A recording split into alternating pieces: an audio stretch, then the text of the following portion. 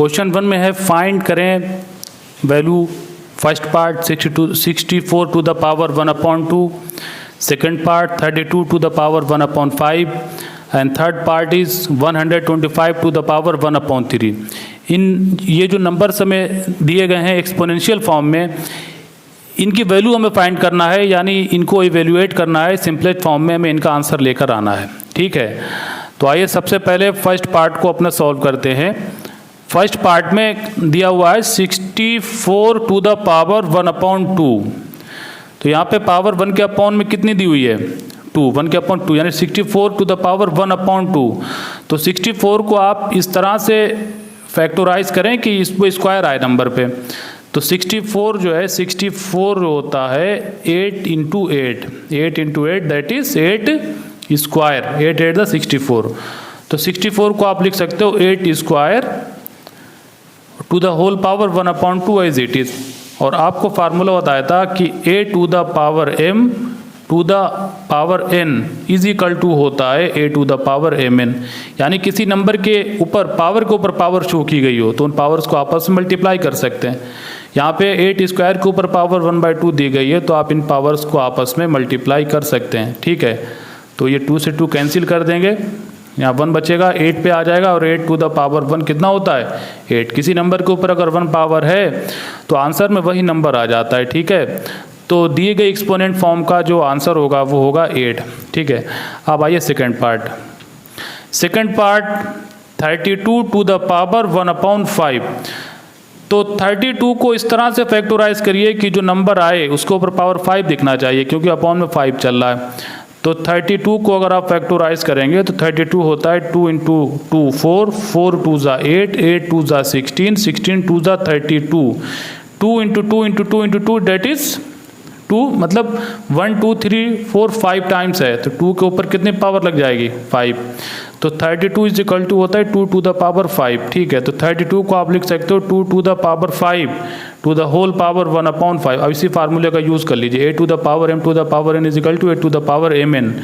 Power के ऊपर power यहाँ पे है तो इन पावर्स को आपस में मल्टीप्लाई कर सकते हैं। ठीक है, तो ये 5 से 5 कैंसिल कर देंगे और ये 1 पावर जो बची 2 पे आ जाएगी, 2 की पावर 1 कितना होगा 2, तो इसका आंसर कितना आ जाएगा 2। ठीक है, अब थर्ड पार्ट।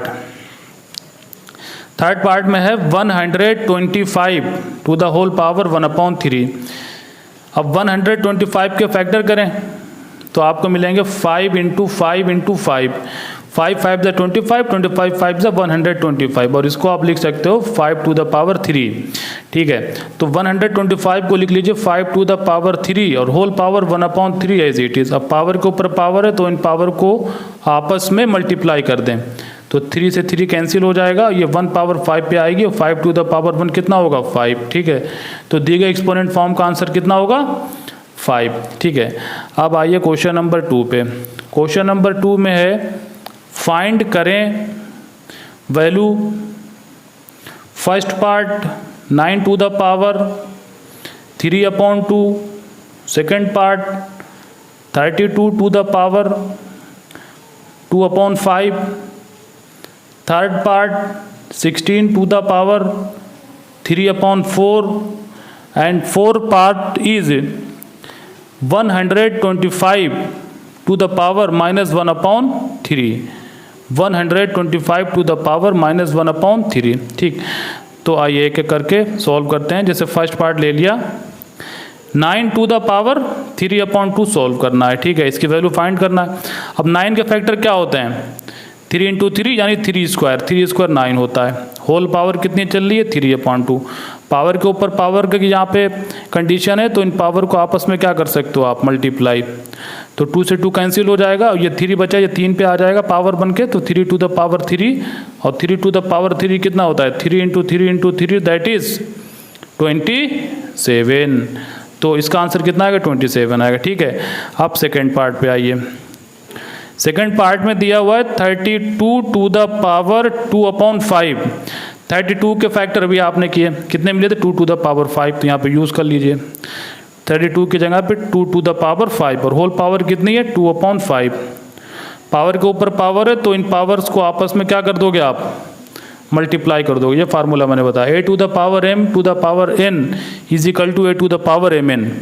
पावर के ऊपर पावर हो तो उनकी मल्टीप्लाई कर देंगे। ये बच्चा 2 2 के ऊपर पावर बन के आएगा, तो 2 टू द पावर 2 यानी 2 स्क्वायर होता है 2 इंटू 2 दैट इज 4 आंसर। ठीक है, अब देखिए थर्ड पार्ट। थर्ड पार्ट में है 16 टू द पावर 3/4। 16 के फैक्टर करें तो मिलेगा 2 to the power 4, 2 to the power 4 to the whole power 3/4।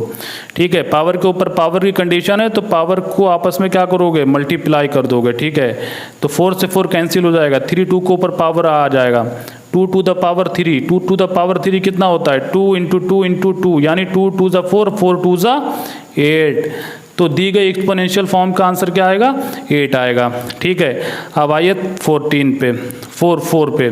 Fourth part है 125 टू द पावर -1/3। अब 125 के फैक्टर कितने होते हैं, अभी आपने फर्स्ट के थर्ड पार्ट में इसको किया। 125 के फैक्टर 5 टू द पावर 3, तो 125 के फैक्टर करोगे तो कितना आएगा 5 to the power 3 whole power -1/3। ठीक है, अब पावर के ऊपर पावर है तो इन पावर को आपस में मल्टीप्लाई कर दीजिए। 3 इंटू माइनस का 1/3, और 3 से 3 क्या हो गया कैंसिल, -1 पावर आ गया 5 के ऊपर, 5 टू द पावर -1। किसी भी नंबर के ऊपर अगर निगेटिव पावर है तो उसका रेसिप्रोकल कर दीजिए, तो 5 टू द पावर -1 कितना होगा 1/5 आंसर। तो ये दिए गए एक्सपोनेंशियल फॉर्म का आंसर कितना आएगा 1/5। ठीक है, नोट कर लें इन सॉल्यूशंस को बहुत अच्छे से। ठीक है, कोई अगर इसमें आपको स्टेप समझ में ना आ रहा हो तो आप कमेंट करके पूछ लें, ठीक है, उसको बता दिया जाएगा। ठीक है, आइए अब अगला क्वेश्चन सॉल्व करते हैं।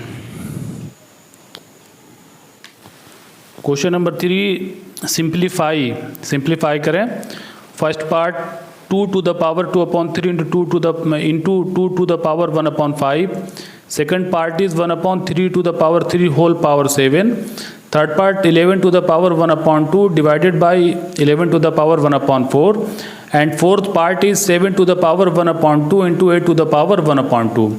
तो ये जो कुछ हमें नंबर्स दिए हुए हैं एक्सपोनेंशियल फॉर्म में, हमें इनको सिंप्लीफाई करना है, यानी सिंपलेस्ट फॉर्म में लिखना है, कोई भी फार्मूला यूज़ करके जो इसमें यूज़ हो सकता है। ठीक है, तो आइए इसको सॉल्व करते हैं एक एक करके। जैसे फर्स्ट पार्ट में है हमारा नंबर, 2 नंबर दिए हैं एक्सपोनेंट फॉर्म में, मल्टीप्लाई हो रही है। पहला है हमारा 2 to the power 2/3 into 2 to the power 1/5। तो देखिए फार्मूला नंबर मैंने आपको बताया था, पहला फार्मूला बताया था एक्सपोनेंशियल फॉर्म में, a to the power m into a to the power n। देखिए यहाँ बेस सेम है और मल्टीप्लाई यहाँ पे हो रही है, तो बेस सेम है और मल्टीप्लाई हो रही है तो क्या करते हैं पावर्स को ऐड कर देते हैं। a to the power m into a to the power n is equal to a to the power m plus n। ठीक है, तो यहाँ पे पावर्स क्या हो जाएंगे, ऐड हो जाएंगे, तो ये हो जाएगा 2 to the power 2/3 plus 1/5। Solve करें इसको एलसीएम लेके, 5 और 3 का एलसीएम कितना होगा 15। ठीक है, 3 को 15 बनाने के लिए 5 से मल्टीप्लाई करेंगे तो 2 में भी कर दीजिए, 5 आ जाए 10 आ जाएगा, 2 5 ज़ा 10। 5 को 15 करने के लिए 3 से मल्टीप्लाई करोगे तो ऊपर भी 3 से होगी, तो 3 1 ज़ा 3 हो जाएगा। ठीक है, तो ऐड कर लीजिए, 10 में 3 कितना हो जाएगा 13/15। तो ये इसका जो है सिंपलेस्ट फॉर्म हो जाएगा 2 टू द पावर 13/15। ठीक है, दिए गए एक्सपोनेंशियल फॉर्म का सिंपलेस्ट फॉर्म क्या होगा 2 टू द पावर 13/15। ठीक है, अब आइए सेकेंड पार्ट पे। सेकेंड पार्ट में 1/3 to the power 3 to the whole power 7। ठीक है, इसको सिंप्लीफाई करना है। तो जैसे कि आपको बताया था कि 1 के ऊपर आप चाहे जो भी पावर लगा लें आपको आंसर में 1 ही मिलेगा, तो यहाँ पे आप 1 के ऊपर 3 पावर लगा सकते हैं। ठीक है, अब 1 के ऊपर 3 पावर है और 3 के ऊपर 3 पावर है, तो आप ऐसा कर सकते हैं कि 1/3 लिखकर और जो 3 पावर है वो होल पावर बना सकते हैं। ठीक है, और जो इंटायर पावर पूरे पे 7 चल रही वो करली ब्रैकेट पे आप दे सकते हैं। अब पावर के ऊपर पावर की कंडीशन यहाँ पे बन गई, तो इनकी आपस में पावर्स की आपस में क्या कर सकते हैं मल्टीप्लाई, 3 के 7 से मल्टीप्लाई करोगे 21। ठीक है, अब ये फ्रैक्शन के ऊपर पावर है तो फ्रैक्शन के ऊपर पावर न्यूमरेटर पे भी आ जाती है और वही पावर डिनोमिनेटर पे भी आ जाती है, और 1 के ऊपर चाहे जो भी पावर लगाओगे आपको आंसर में 1 ही मिलेगा। ठीक है, और अगर 1/321 दे रखा है, अगर इसका रेसिप्रोकल करोगे तो पावर का साइन क्या हो जाएगा चेंज, तो इसका कितना आंसर आएगा 3 टू द पावर -21। तो दिए गए एक्सपोनेंशियल फॉर्म का ये आंसर आएगा 3 टू द पावर -21। ठीक है, अब आइए थर्ड पार्ट पे भाई। भाई थर्ड पार्ट में दिया है 11 to the power 1/2 divided by 11 to the power 11/4, ठीक है।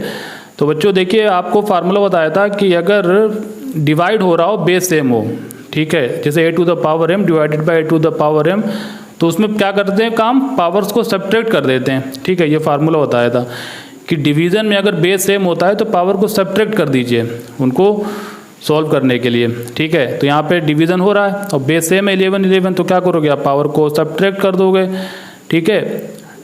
तो 1/2 माइनस का 1/4, एलसीएम लीजिए, 2 4 का 4 होता है, 2 और 4 का एलसीएम कितना होता है 4। तो 2 को 4 करने के लिए 2 से मल्टीप्लाई करोगे तो ऊपर ही 2 से कर दीजिएगा। 1 को 4 करने के लिए जो है 1 से करेंगे तो 1 के ऊपर से करोगे, 1 1 1 ही रहेगा। अब 2 में से 1 गया, 1 बचा और 1/4 एज इट इज़, तो 11 टू द पावर 1/4, ये सिंपलेस्ट फॉर्म आ जाएगी दिए गए एक्सपोनेंशियल फॉर्म की, ठीक है। अब फोर्थ पार्ट पे 7 to the power 1/2 into 8 to the power 1/2, ठीक है। अब देखिए दोनों नंबर्स पे पावर्स तो सेम है बट बेस अलग अलग है। तो एक फार्मूला आपको बताया था एक्सपोनेंशियल फॉर्म में कि अगर कहीं पे लिखा हुआ हो a to the power b to the power n, तो ये पावर दोनों पे आ जाएगी। दो नंबर मल्टीप्लाई में हो, होल पावर दी हुई हो, तो वो पावर दोनों नंबरों पे आप ले आओगे, a to the power n into b to the power n। और आप इसका उल्टा भी सही है कि अगर दो नंबरों पे मल्टीप्लाई में एक ही पावर हो तो आप ये भी कर सकते हो कि उनको मल्टीप्लाई करिए और वो पावर उनकी मल्टीप्लाई पे जो आंसर है उस पर लगा दीजिए, तब भी आंसर सेम ही मिलेगा, ठीक है। तो ये वाला फार्मूला यूज़ कर रहे हैं, a to the power n into B to the power n is equal to a into B to the whole power n, ठीक है। तो आप क्या कर सकते हैं, इनको मल्टीप्लाई में एक ब्रैकेट में लिखिए 7 और 8 को, और जो 1/2 पावर है पूरे ब्रैकेट पे आ जाएगी, ठीक है, इस फार्मूले की हेल्प से।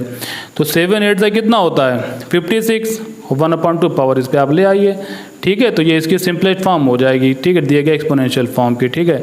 Write down the solution of this question, तो इन सारे सॉल्यूशंस को बहुत ध्यान से नोट करें, ठीक है। और अगर कोई आपको इसमें स्टेप समझ में ना आई हो तो आप कमेंट कर सकते हैं, ठीक है। और इस चैनल को सब्सक्राइब करके शेयर कर लें ताकि ज़्यादा से ज़्यादा बच्चों को इसका बेनिफिट मिल सके। Thank you very much for watching the video.